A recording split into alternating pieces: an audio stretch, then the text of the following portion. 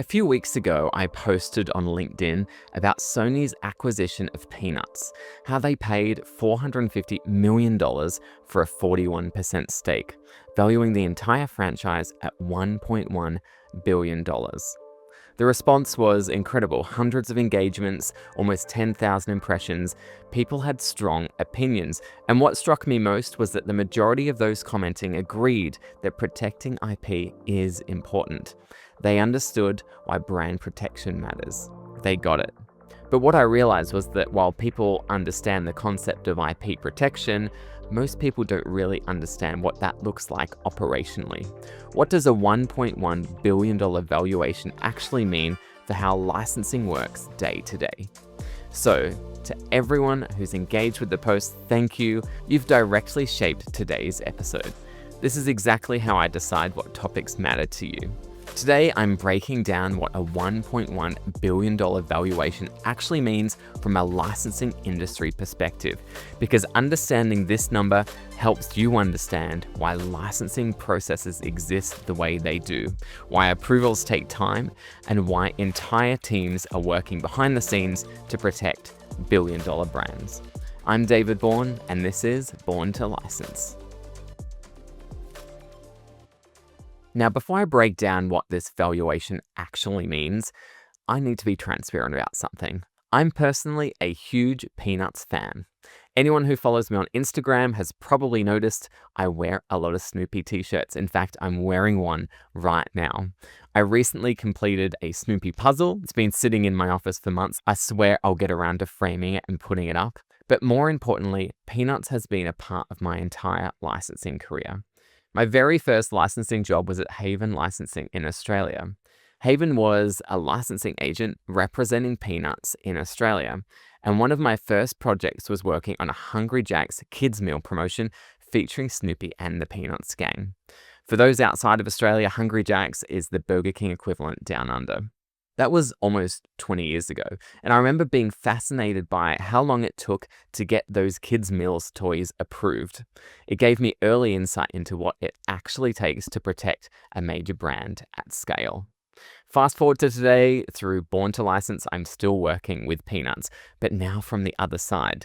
We work on the licensee side, helping companies secure licenses and navigate the approval process.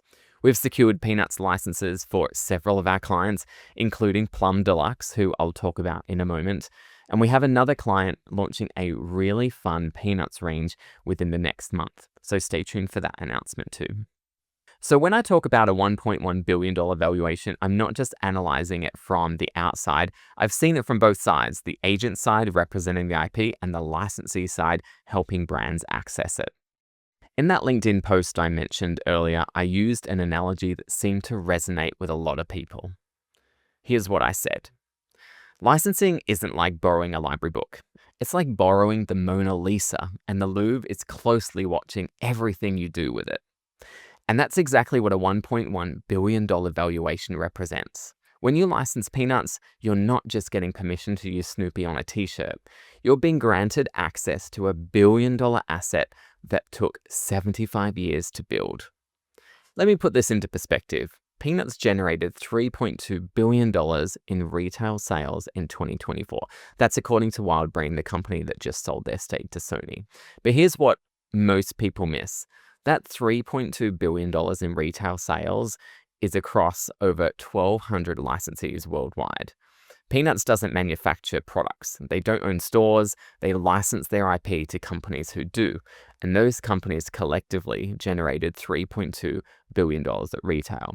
So Peanuts don't receive $3.2 billion. They receive a royalty from those sales. It's still a lot of money.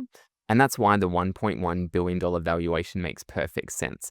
A brand like Peanuts, with its amazing heritage, generational awareness, and global love, can print money when the licensing is managed right. That's the licensing business model, and that's why a $1.1 billion valuation makes perfect sense for a brand like Peanuts. Now, let me give you a real-world example of what accessing that billion-dollar IP looks like for a small business. Last month, one of our Born to License clients, Plum Deluxe, a small Portland tea company, launched their first ever licensed product, a Peanuts holiday tea collection. This wasn't Nestle, this wasn't Starbucks, this was an artisan tea company with no prior licensing experience navigating the Peanuts approval process for the first time. Of course, they were doing that with my team, who are amazing, but it was their first licensing experience. The collection included collectible Snoopy-themed tins, exclusive tea blends with names like Joe Cool Breakfast Blend and Snoopy Rooftop Reflections, a Woodstock-shaped tea infuser, and a Snoopy measuring spoon. Within weeks, sold out. They were absolutely thrilled with the performance. Launching a Peanuts range was a way to surprise and delight existing Plum Deluxe customers while tapping into the enormous Peanuts fan base, allowing new customers to discover what Plum Deluxe is all about and bringing in people who might have never tried their teas otherwise. But here's what made it work. Plum Deluxe didn't just slap Snoopy on a generic tea box. They developed products that honored the Peanuts brand. They worked through the approval process. They respected the infrastructure. And because Peanuts Worldwide maintains quality control across all 1,200 licensees, consumers trusted Plum Deluxe's product. That trust is what a billion-dollar brand buys you. So let's talk a bit about licensing approvals and why it takes time, because this is where the $1.1 billion valuation becomes operational. Peanuts has, as I've said, over 1,200 licensees worldwide. Now, this is my personal estimate based on my experience, but let's say each licensee develops an average of 10 to 15 licensed products per year. That's conservative. That's a pretty conservative figure, but let's go with that. That means we're looking at 1,200 to 1,800 product concepts being submitted annually. Each one needs approval. And there are 3 key stages: concept stage, pre-production, and final production. Typically, a licensor like Peanuts asks for 10 working days to review and provide comments at each stage. They need this time because their workload is so heavy, and it takes time to review to make sure they're happy to proceed to the next stage. If there are changes, and there often are, the licensee may need to resubmit once changes have been made, and then the 10 working days starts again. That's why licensing can take longer than a lot of people would hope. Here's a few things that the brand assurance team are looking for. Are the characters presented correctly? Do the colors match brand standards? Is the logo placement appropriate? And they want to make sure there's been no unauthorized flipping or distortion of characters. Those who have been listening to the podcast for a while will remember that last year I had Jenna Chalkley, Born to License as Head of Product Development, on to talk all things product development. Here's some additional insight on this from her. It's about ensuring that the brands are staying true to what they are. I think it's important to make sure that the characters are only ever being represented and how their personalities are in their worlds, within their worlds. You've got to have a keen eye for detail. So these types of things are required now. When Plum Deluxe submitted their Snoopy T tin designs, they weren't just asking Peanuts Worldwide for approval. They're asking for 1,199 other licensees to uphold the same quality standard. Because here's the truth. If a small percentage of those 1,200 licensees produced low-quality products, the Peanuts brand would collapse, consumer trust would evaporate, and suddenly Plum Deluxe's premium tea tins don't sell because Snoopy's brand equity has been diluted. The approval process isn't protecting Peanuts from licensees, it's protecting licensees' investments by maintaining brand equity. This is why you can't just call a helpline and say, hey, I want to put Snoopy on my t-shirt and I want to start selling it this afternoon. That's not how it works. There are processes, strategies, and brand guardians in place. Now let me show you why this brand equity is so valuable and how Peanuts maintains cultural relevance without things like big theatrical releases. Let's talk about the American Red Cross blood donation campaign. In 2023, Peanuts partnered with the Red Cross and created graphic tees featuring Joe Cool with the message, "Be cool, give blood." The result? A 40% increase in blood donation appointments in the first week, with 75% of donors being under the age of 34. They brought the campaign back in 2024 with 4 new designs. 250,000 blood donation appointments were made nationwide in 1 month. Gen Z will donate blood to get a Snoopy T-shirt. That's not brand awareness, that is cultural influence.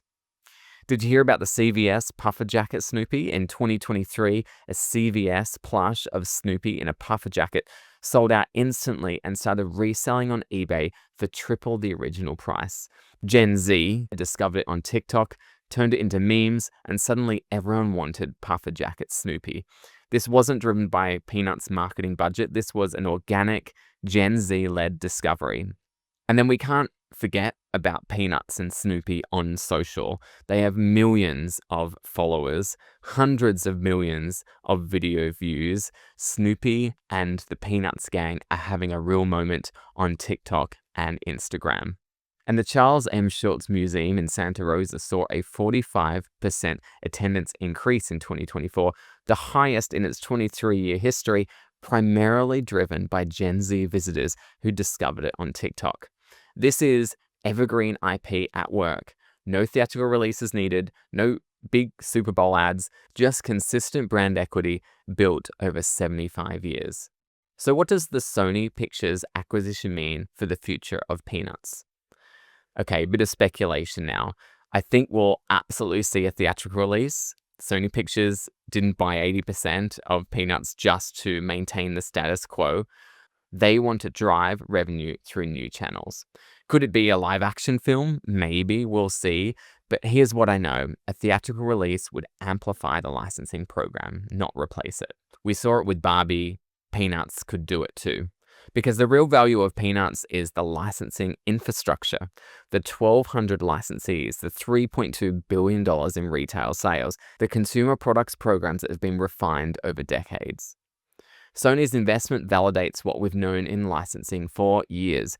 Evergreen IP with strong consumer products programs is more valuable than tentpole-driven properties that require a movie budget every few years. I want to close by talking about the people that make this work, because Peanuts being valued at over $1.1 billion is a result of tens of thousands of people's hard work over the decades. The account managers identifying the best companies to lend their IP to, the retail managers keeping buyers and retail teams engaged and excited about the brand, the finance people working with licensees and royalty reports, the lawyers meticulously drafting the contracts. Let's not forget the marketing teams continuing to capitalize on marketing opportunities, and the creative teams creating the style guides and artwork to keep the brands fresh and on trend. Not to mention the licensing agents who are driving the brand in their regions, and of course the licensees who are manufacturing and selling the product that keeps brands like Peanuts with a presence at retail and in people's minds. And yes, of course, the product development teams, let's not forget them, reviewing those 12,000 to 18,000, my estimate, product concepts every year, ensuring colors are right, logos are placed correctly, characters aren't distorted. They're the ones saying no to products that would dilute the brand, even when it means disappointing a licensee. When you're waiting on a 10-day approval, remember, someone is protecting a billion-dollar asset. And more importantly, they're protecting your investment as a licensee. Because when Plum Deluxe had their amazing experience with Peanuts and their Snoopy T-tins, it's because they followed the process. They didn't cut corners, and they delivered amazing licensed product to their customers. And because Peanuts has a robust approval process to make sure that those Snoopy T-tins were the very best they could possibly be. So, here's what a $1.1 billion valuation actually means.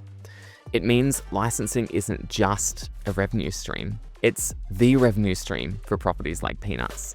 It means approval processes aren't bureaucracy, they're asset protection at scale. It means thousands of people across the licensing ecosystem are guarding generational equity, not slowing you down. It means small businesses like Plum Deluxe can compete against global brands because Evergreen IP with disciplined licensing infrastructure levels the playing field. Next week on the podcast, I'll be going through my movie predictions for 2026, which theatrical releases will drive licensed product sales. I'll break down the upcoming slate, and I'll be predicting which properties will own retail and which ones won't live up to the hype. Don't forget to subscribe so you'll be the first to know when that episode is live. Thanks for listening. I'm David Bourne. This has been Born to License.